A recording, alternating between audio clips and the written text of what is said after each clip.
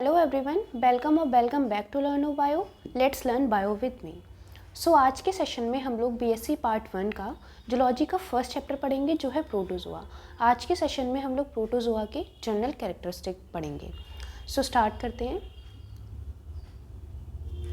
सबसे पहले हम लोग क्लासिफिकेशन की बात करते हैं कि जो हमारे लिविंग ऑर्गेनिज्म है उनको साइंटिस्ट ने किस किस तरह से क्लासीफाई किया है डिफरेंट किंगडम्स में, और उसकी स्टार्टिंग कहाँ से हुई, किस तरह से पहले 2 किंगडम बने, फिर 4 बने, फिर 5 बने। ठीक है, तो स्टार्ट करते हैं।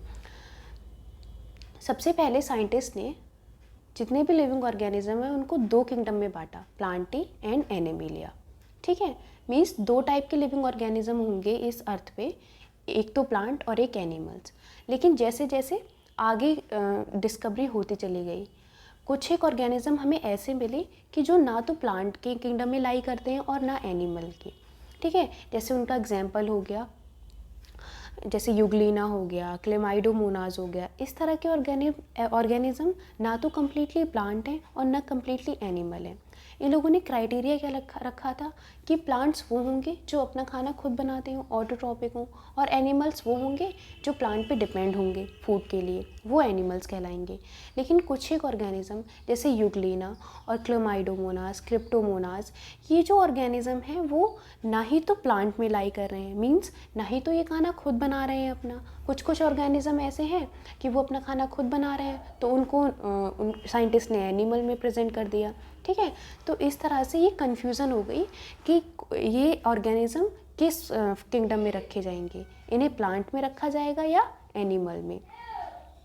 जैसे हम लोग बात करें तो यूग्लिना एक ऐसा ऑर्गेनिज्म है जिसको जूलॉजिस्ट ने क्या माना है, इसको एनिमल, और बॉटनिस्ट ने क्या माना है, इसको प्लांट। ठीक है, तो इस तरह से कन्फ्यूज़न प्रेजेंट हुई कि कुछ एक ऑर्गेनिज्म ना ही तो प्लांट में प्रेजेंट हो सकते हैं ना ही एनिमल, मीन्स इनके लिए एक अलग ही कोई किंगडम बनाया जाएगा। ठीक है, तो इस तरह से जो हमारा किंगडम प्रोटिस्टा है उसकी शुरुआत हुई। ठीक है, प्रोटिस्टा का मतलब ही है फर्स्ट, प्रो मीन्स जहाँ भी प्रो वर्ड आता है उसका मतलब होता है फर्स्ट। ठीक है, तो इस तरह से अलग एक किंगडम बना प्रोटिस्टा, जिसमें इस तरह के ऑर्गेनिज्म को डाला गया। ठीक है, अब पहले प्रोटोजोआ को प्रोटिस्टा के ही अंडर कंसीडर किया जाता था, इसको इसका ही फाइलम माना जाता था। लेकिन बाद में फर्दर और डिस्कवरी हुई तो प्रोटोजोआ को अलग एक किंगडम ही बना दिया गया। इस तरह से हमारे 5 किंगडम हो गए, मोनरा, protista, fungi, Plantae and Animalia. ठीक है, तो जो प्रोटोजोआ है वो किस में आ जाएगा, प्रोटिस्टा में। ठीक है, देखते हैं आगे। ठीक है, तो देखो, R.H. Whittaker in 1969 divided all the organism into 5 kingdoms. तो जितने भी लिविंग ऑर्गेनिज्म हैं उनको R.H. Whittaker ने 1969 में 5 किंगडम में डिवाइड किया। कौन कौन, Monera, protista, fungi, Plantae and Animalia. ठीक है, तो जो पहला किंगडम मोनेरा है वो किसके लिए, सारे प्रोकैरियोट्स के लिए। ठीक है, like bacteria, blue green algae. तो बैक्टीरिया और ब्लू ग्रीन एल्गी इस तरह के ऑर्गेनिज्म जो प्रोकैरियोट्स हैं, मीन्स इनमें प्रॉपर न्यूक्लियस की मेम्ब्रेन नहीं प्रेजेंट है। ठीक है, न्यूक्लियस कैसा है इनका, नेकेड है, कोई मेम्ब्रेन प्रेजेंट नहीं है, तो उनको क्या बोलते हैं, प्रोकैरियोट्स। ठीक है, तो जितने भी प्रोकैरियोट्स जैसे बैक्टीरिया, ब्लू ग्रीन एल्गी, ये किस में लाई कर जाएंगे, किंगडम मोनेरा में। अब हम लोग बात करें किंगडम प्रोटिस्टा में, तो इसमें कौन आएंगे, सिंगल सेल्ड यूकैरियोट्स। ठीक है, सारे प्रोकैरियोट्स किस में आ गए, मोनेरा में। लेकिन यूकैरियोट्स जो कैसे हों, सिर्फ सिंगल सेल्ड, मीन्स सिर्फ एक सेल के बने हों, वो यूकैरियोट्स किस में आएंगे, प्रोटिस्टा में। ठीक है, इसका एग्जाम्पल क्या हो जाएगा, प्रोटोजोअन्स। ठीक है, तो जो हमारे प्रोटोजोआ हैं वो किस में लाई करेंगे, किंगडम प्रोटिस्टा में। ठीक है, उसके बाद अगर बात करें किंगडम फंजाई की, तो इसमें होंगे यूकैरियोट्स, लेकिन कैसे होंगे, मल्टी सेलुलर, जो कैसे हैं, एक से ज़्यादा सेल से बने हुए हैं। ठीक है, सिंगल सेल्ड प्रोटिस्टा में और मल्टी सेलुलर यूकैरियोट्स किस में, फंजाई में। इसके एग्जाम्पल हो गए जैसे राइजोम्स। ठीक है, इस तरह की जो भी फंगस होते हैं वो किस में लाइक करते हैं, किंगडम फंजाई में। इनमें इनकी कैरेक्टरिस्टिक प्रॉपर्टी एक ये याद रखनी है कि इनमें क्लोरोफिल प्रेजेंट नहीं होता है। ठीक है, ये होते तो फंगस हैं, मीन्स प्लांट लाइक इनका थोड़ा सा स्ट्रक्चर होता है हल्का, लेकिन इनमें क्लोरोफिल प्रेजेंट नहीं होता है, तो ये ग्रीन कलर के कभी नहीं होंगे। ठीक है, आगे देखते हैं। प्लांटी में सारे मल्टी सेलुलर प्लांट्स, जितने भी प्लांट्स हैं वो सारे किस में लाई करेंगे, किंगडम प्लांटी में। और मल्टी सेलुलर एनिमल्स मीन्स बहुत सारे सेल से बने हुए जो एनिमल्स होंगे वो किस में लाई करेंगे, किंगडम एनिमेलिया में। तो इस तरह से हमने सारे ऑर्गेनिज्म को उनके कुछ एक प्रॉपर्टीज़ के हिसाब से उनको हर एक किंगडम में क्लासिफाई किया गया है। अब वो जो प्रॉपर्टीज़ हैं जिन पे बेस है ये क्लासिफिकेशन, वो है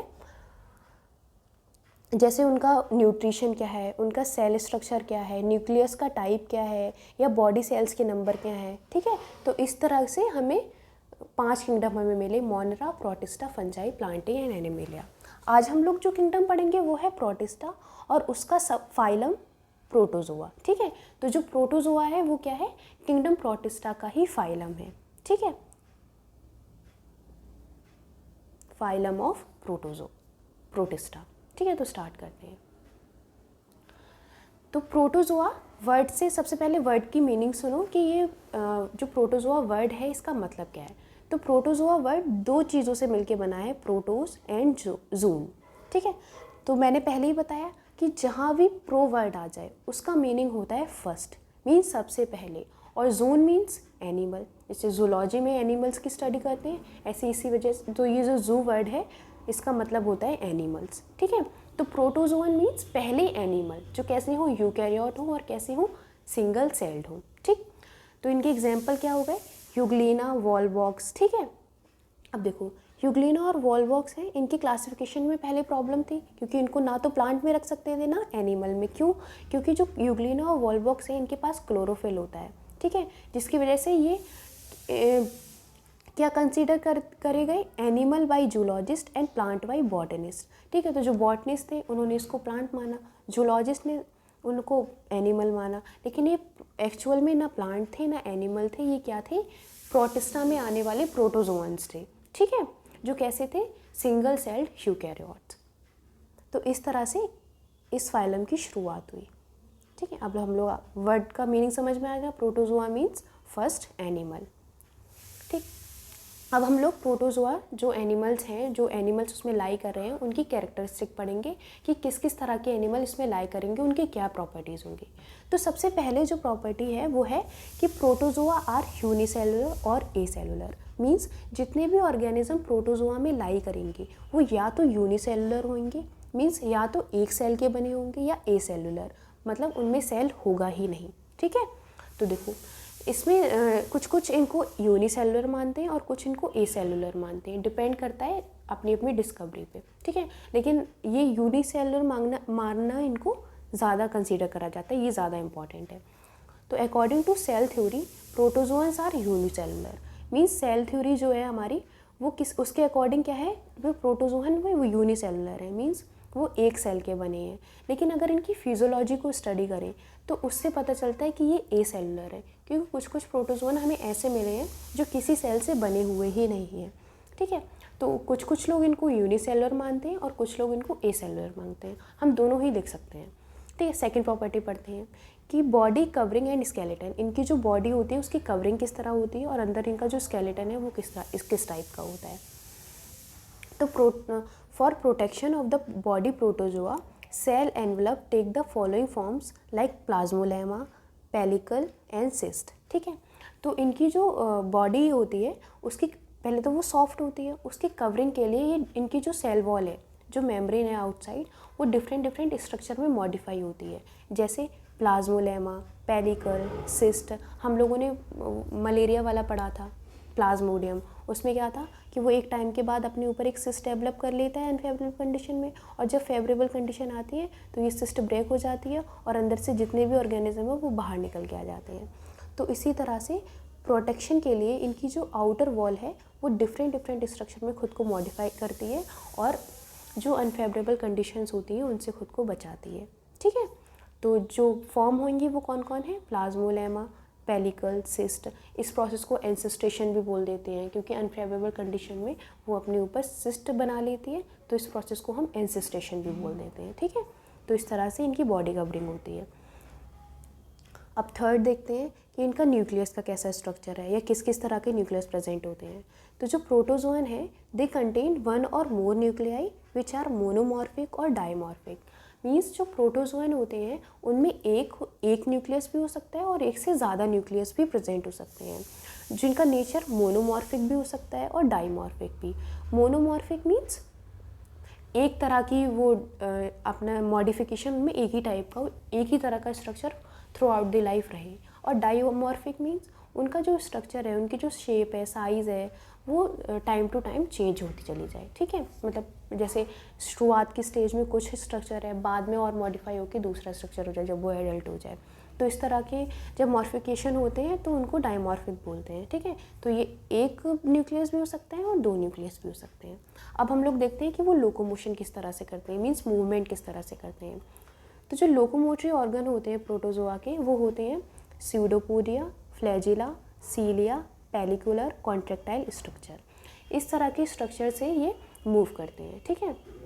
तो locomotory organ of protozoa are pseudopodia, pseudo means false legs, podia means legs, ठीक है, और स्यूडो मीन्स वॉल्स, ठीक है।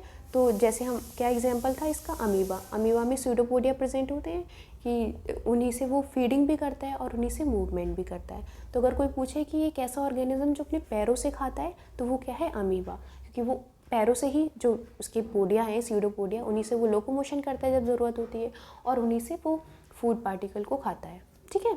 और बाकी कुछ एक ऑर्गेनिज्म में फ्लैजिला प्रेजेंट होते हैं, जैसे हम लोगों ने ज़ूस्पोर्स पढ़े थे तो उसमें इस तरह के फ्लैजिला प्रेजेंट थे, ठीक है। और भी ऑर्गेनिज्म में फ्लैजिला प्रेजेंट होते हैं, कुछ में सीलिया प्रेजेंट होते हैं। जैसे सीलिया का बेस्ट एग्जांपल है कि किस में होता है, पैरामीशियम में पेलिकल्स प्रेजेंट होते हैं, अमीबा में प्लाज्मोलेमा प्रेजेंट होता है, ठीक है। तो ये इस तरह से इनका स्ट्रक्चर होता है, ठीक है। अब एक फाइलोपोडिया भी बोलते हैं जो यूग्लिना में होता है, ठीक है। और एक हम लोबोपोडिया भी बोल सकते हैं, एक्सोपोडिया भी, ठीक है। इस तरह के जो ऑर्गेनिज्म है वो प्रेजेंट होते हैं डिफरेंट ऑर्गेनिज्म में। लेकिन सबसे इंपॉर्टेंट हमें क्या याद रखना है, pseudopodia, flagella, cilia, pellicular, contractile structure. Means ये ऐसे स्ट्रक्चर हैं जिनमें कॉन्ट्रैक्शन से मूवमेंट होता है, ठीक है। फ्लैजिला भी डिफरेंट टाइप के होते हैं, सीलिया भी डिफरेंट टाइप के होते हैं, बहुत सारे अलग अलग नाम हैं, ठीक। फ्लैजिलर मूवमेंट भी होता है कुछ कुछ में। तो इस तरह से इनके लोकोमोटरी ऑर्गन ये हो गए। Fifth, method of locomotion. Locomotion का मेथड क्या है कि वो चलते किस तरह से हैं। तो उनमें सबसे पहला अमीबॉइड मूवमेंट, मीन्स जो अमीबा में मूवमेंट होता है उसको क्या बोलते हैं, amoeboid movement. Flagellar movement means जो फ्लैजिला से मूवमेंट होता है। सीलियरी मूवमेंट मीन्स जो सीलिया से मूवमेंट होता है, ठीक है। इस तरह से जो जिसमें जिस तरह का ऑर्गन प्रेजेंट होगा उसमें उसी टाइप का मूवमेंट होगा। अगर सीलिया प्रेजेंट है तो सीलियरी, फ्लैजिला प्रेजेंट है तो फ्लैजिलर। अब सिक्स जो इसका बॉडी शेप हम लोग देखते हैं, तो जो बॉडी शेप होता है इनका अलग अलग होता है, हर एक ऑर्गेनिज्म का डिफरेंट होता है। कुछ का स्फेरिकल हो सकता है, कुछ का ओवल हो सकता है, कुछ का इलोंगेटेड होता है, ठीक है। तो इस तरह से कोई फिक्स इनका बॉडी शेप नहीं है, वेरी कर सकता है ऑर्गेनिज्म टू ऑर्गेनिज्म। अब इनका न्यूट्रिशन का टाइप देखते हैं। तो न्यूट्रिशन इनका कैसा, होलोजोइक हो सकता है, होलोफाइटिक हो सकता है, सेप्रोट्रोफिक, मिक्सोट्रोफिक, पैरासाइटिक।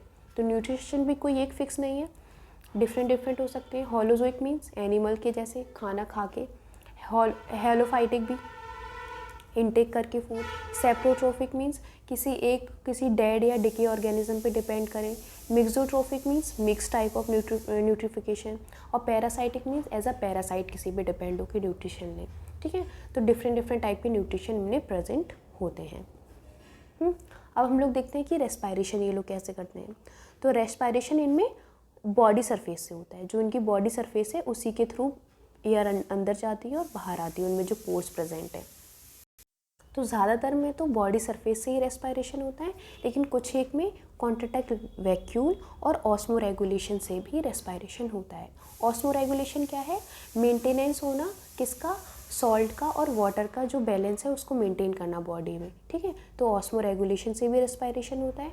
कॉन्ट्रैक्ट वैक्यूल से भी, मीन्स इस तरह के कुछ वैक्यूल लाइक स्ट्रक्चर होते हैं जिनमें एयर का ट्रांसफ़र होता है बॉडी से आउटसाइड, ठीक है। तो इस तरह से इनमें respiration, body surface, contractile vacuole और ऑस्मो रेगुलेशन, 3 तरह से रेस्पायरेशन होता है, ठीक है। अब एक्सक्रीशन देख लेते हैं।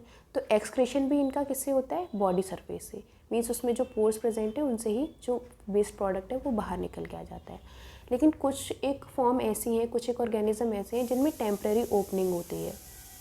उस टेम्प्रेरी ओपनिंग से ही जब एक्सक्रीशन का टाइम आता है तो वो ओपनिंग बन जाती है और उसी से वेस्ट प्रोडक्ट बाहर निकल के आ जाता है। ठीक है, अब 10th हम लोग देखते हैं कि इनका रिप्रोडक्शन किस तरह से होता है। तो प्रोटोजोअन्स में रिप्रोडक्शन मेनली किससे होता है, एसेक्सुअल मेथड से। ठीक है, उनमें भी specially binary fission, multiple fission, budding. ठीक है, इन 3 से एसेक्सुअल होता है। कुछ में सेक्सुअल भी होता है, जो किससे होता है, सिनगैमी या कॉन्जुगेशन। इसमें फर्टिलाइजेशन होगा। कॉन्जुगेशन मीन्स ये मेल है और ये फीमेल है। ठीक है, तो इनके बीच इस तरह से एक ट्यूब बन जाएगा और इसके गैमेट्स निकल के यहाँ आ जाएंगे, इसके गैमेट्स निकल के यहाँ आ जाएंगे और यहाँ फ्यूज़न स्टार्ट हो जाएगा। इस तरह से इनमें रिप्रोडक्शन दोनों मेथड से होगा, एसेक्सुअल और सेक्सुअल दोनों में। ठीक है, लाइफ साइकिल देखते हैं। तो इनकी लाइफ साइकिल में क्या है, ये इंपॉर्टेंट टर्म याद रखने का है कि इनकी लाइफ साइकिल में ऑल्टरनेशन ऑफ जनरेशन आता है। मीन्स इनमें एसेक्सुअल और सेक्सुअल दोनों ही फेज़ आते हैं। ठीक है, तो हमने देखा ही है कि इनका रिप्रोडक्शन दोनों मेथड से होता है, एसेक्सुअल और सेक्सुअल। ये कंडीशंस पे डिपेंड करता है कि कब फेवरेबल है, कब अनफेवरेबल है। फेवरेबल में एसेक्सुअल होगा, अनफेवरेबल में सेक्सुअल होगा। ठीक है, तो दोनों तरह की फेज़ आ गई, इसलिए इसमें क्या होगा, alternation of generation. Means generation bar bar repeat होगी। देखो, इनमें जैसे सिस्ट का फॉर्मेशन हुआ था, तो वही उसका सिस्ट का फॉर्मेशन इसका क्या कहलाएगा, एंसेस्ट्रेशन। ठीक है, तो अनफेवरेबल कंडीशन में इसमें एंसेस्ट्रेशन होता है। जैसे हम लोग इसमें देखते हैं प्लाज्मोडियम में, अनफेवरेबल कंडीशन में वो अपने ऊपर एक सिस्ट डेवलप कर लेता है और जब फेवरेबल कंडीशन आती है तो इस सिस्ट को ब्रेक करके इसमें से अंदर जितने भी सेल्स बने हैं वो बाहर निकल के आ जाते हैं। नेक्स्ट देखते हैं कि ये मोस्टली कैसे होते हैं, एक्वेटिक होते हैं। मींस ये मोस्टली पानी में ही रहते हैं ये organism. Protozoan mostly aquatic in nature होते हैं। ठीक है, बाकी इनकी डेथ का जो प्रोसेस है वो नेचुरल डेथ ही होती है। एक टाइम के बाद जब बॉडी वीक हो जाती है तो अपने आप ही डिके हो जाते हैं। ठीक है, तो इस तरह से हमने प्रोटोजोअन्स के ये कुछ एक कैरेक्टरिस्टिक पढ़े थे। ठीक है, इनमें सबसे इम्पॉर्टेंट क्या है, इनका लोकोमोटरी ऑर्गन क्या क्या होगा। लोकोमोटरी ऑर्गन क्या क्या होगा, जैसे फ्लैजिला हो गया, सीलिया हो गया, स्यूडोपोडिया हो गया। उसके बाद न्यूट्रिशन, सारे टाइप के न्यूट्रिशन होंगे। ठीक है, उसके बाद रेस्पायरेशन बॉडी सरफेस से होगा, ऑस्मो रेगुलेशन से भी होगा। उसके बाद एंसेस्ट्रेशन सबसे इम्पॉर्टेंट है कि प्रोटोजोअन्स में अनफेवरेबल कंडीशन में एंसेस्ट्रेशन का प्रोसेस होता है। ठीक है, तो ये इंपॉर्टेंट कैरेक्टरिस्टिक हो गए सारे। अब हम लोग नेक्स्ट जो आगे की चीज़ें हैं वो अगले सेशन में पढ़ेंगे। ठीक है, अगर वीडियो पसंद आई तो चैनल को सब्सक्राइब करें, लाइक करें एंड कमेंट करें। Thank you.